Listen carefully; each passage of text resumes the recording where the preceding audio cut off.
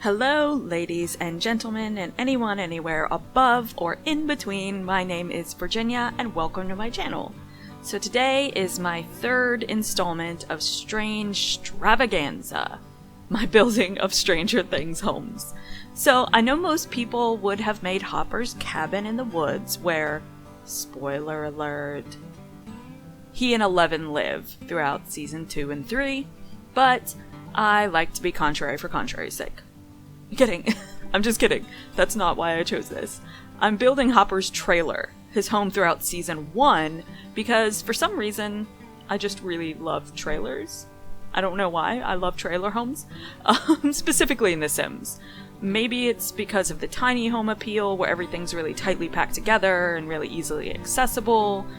I've been in a few trailers in my life, from your typical single wide that's, in a trailer park, to really fancy double wides with like fancier kitchens than I've seen, in most stationary homes. Is that the term? Stationary homes? Ground locked homes? Foundation homes? I don't know, whatever. The point is, I like trailers. Anyway, this lot is in Brindleton Bay, where the lighthouse actually used to be, out on the island, because, Hopper don't suffer no fools to loiter on his property. But it's a pretty large lot, so if you do decide to go to the gallery and download this lot, which it is available, ItsLoolyLoo is my gallery ID, but if you do decide to download this lot, it will say it's pretty large, but the actual house itself is not that big. It looks a little bit bigger right now, but I actually go in and shrink this down, I think 2 or 3 times, so it ends up being a lot smaller. It's technically a 2-bedroom, but I have converted the second bedroom into like a laundry room, storage area, and it does have a single bathroom, which is actually attached to the master bedroom, just because that's what ended up working in the end. And I tried to watch through the different episodes where Hopper is in his trailer in the series to try and get a feel for the actual floor plan of this, but there wasn't a lot of detail to it. Here you see I'm going in and shrinking it down the first time, and believe me, trust and believe, I do this more than once.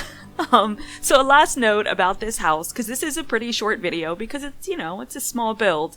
One last note, before we start getting Strangerville into Stranger Things with conspiracy theories, I wanted to have lots of kids stuff in this house, because, real talk time. When I was building this, I actually got, kind of sad.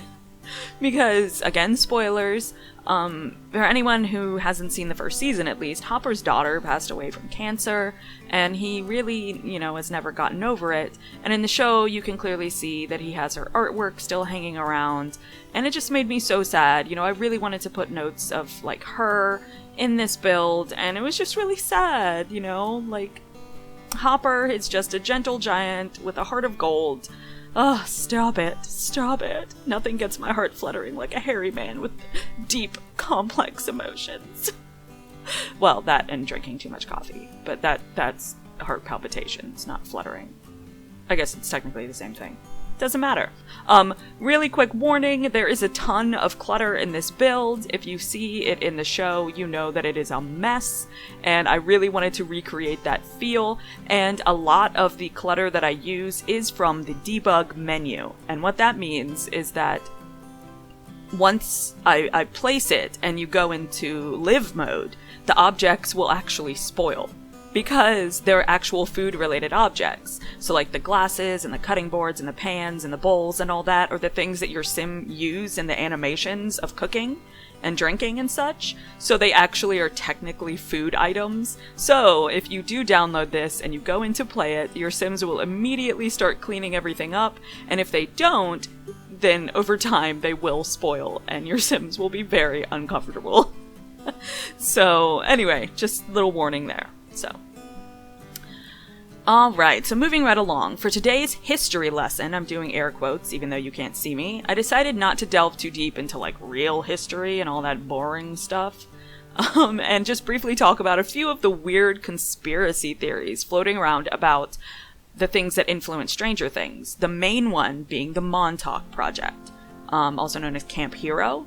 And for anyone who knows anything about the Duffer Brothers, the writers of the show, the working title of the show was actually Montauk, or something like that, for a lot of the time. So they were heavily inspired by this project. So, the Montauk Project, it's a place located at the tip of Long Island.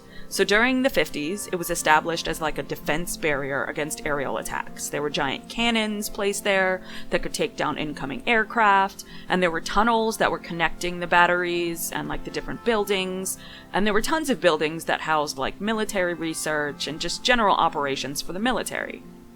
And they were actually disguised to look like a little quaint fishing village, so that anything that did happen to fly over, wouldn't take them out, because they were like, this is, just a civilian area or something.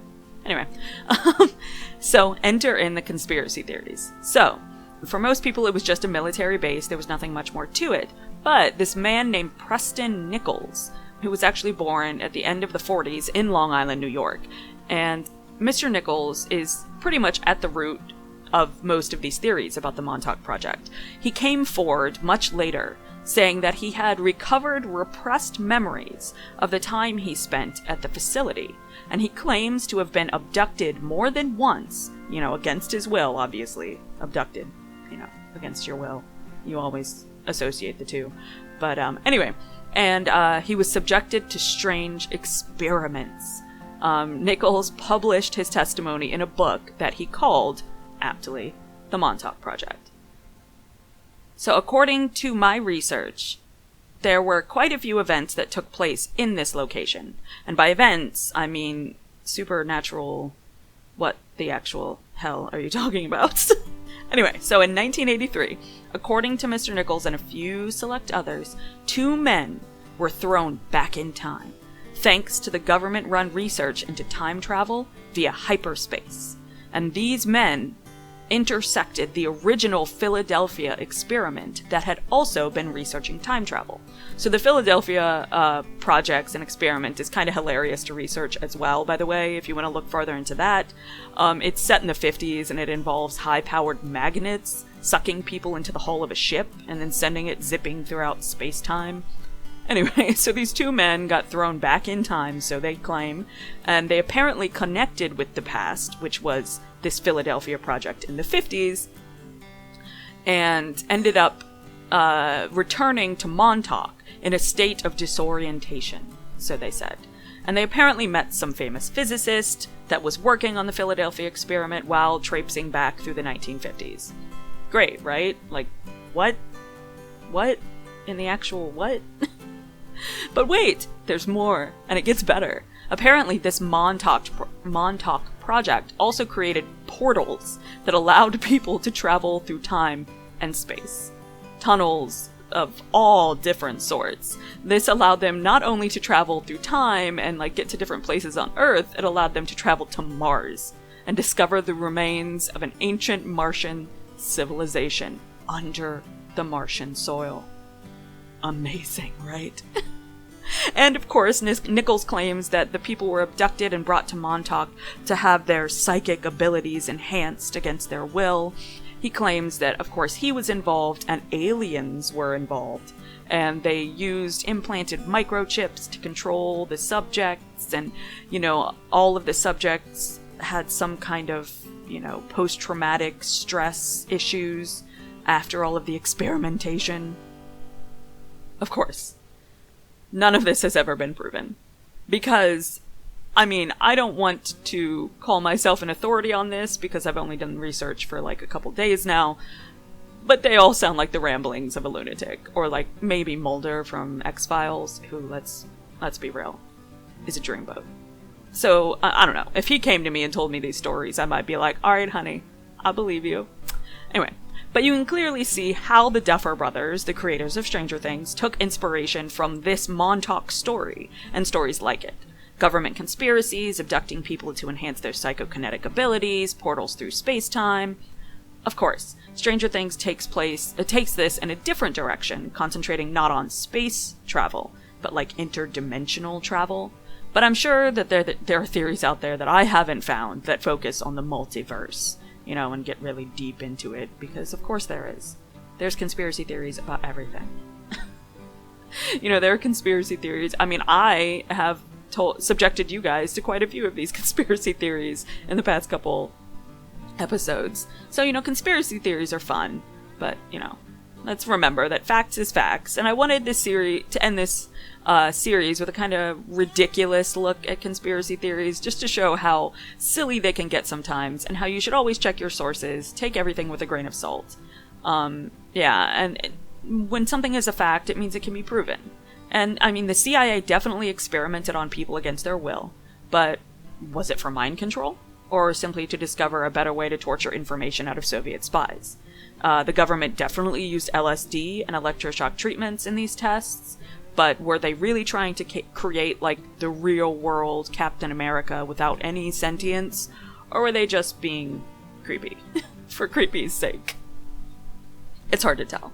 All we know for sure is that we got a damn good story out of it. So thank you to the Duffer Brothers and the amazing actors and all of the crazy people that created conspiracy theories for the Duffer Brothers to take inspiration from, for bringing us this incredible series that I just love so much. And I told myself I was going to do 3 builds of this, and I think I actually might do one more, because there's one more build that not a lot of people do, kind of like this one, that I really, really want to do. And it's an interesting, like, structure, not only, like, in the way it's built, but, like, the terrain that surrounds it.